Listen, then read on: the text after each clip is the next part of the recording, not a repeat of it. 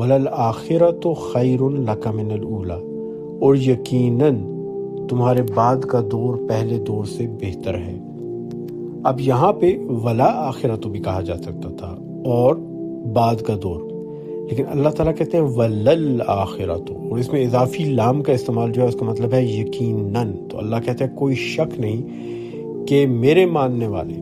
نبی پاک صلی اللہ علیہ وسلم اور تمام مسلمان، ان کے لیے یقیناً جو آنے والا دور ہے وہ پہلے دور سے بہتر ہوگا۔ خیر لک من الاولی، اور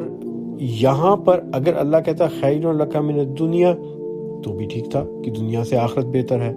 لیکن اللہ تعالیٰ نے ہم سے جو وعدہ کیا نا وہ دنیا اور آخرت دونوں میں بہتری کا ہے۔ حسنات فی الدنیا والآخرہ، ہم کہتے ہیں نا اللہم ربنا آتنا فی الدنیا حسنہ وفی الآخرۃ حسنہ وقنا عذاب النار،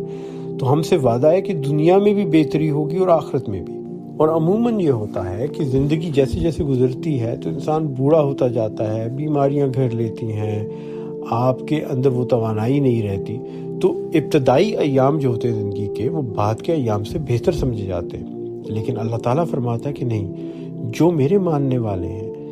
وہ وقت گزرنے کے ساتھ ساتھ نیک اعمال زیادہ کریں گے، ان کے لیے دنیا بھی اور آخرت بھی میں بہتر کرتا جاؤں گا، ان کے لیے میں آسانیاں پیدا کرتا جاؤں گا، اس دنیا میں بھی اور آخرت میں بھی۔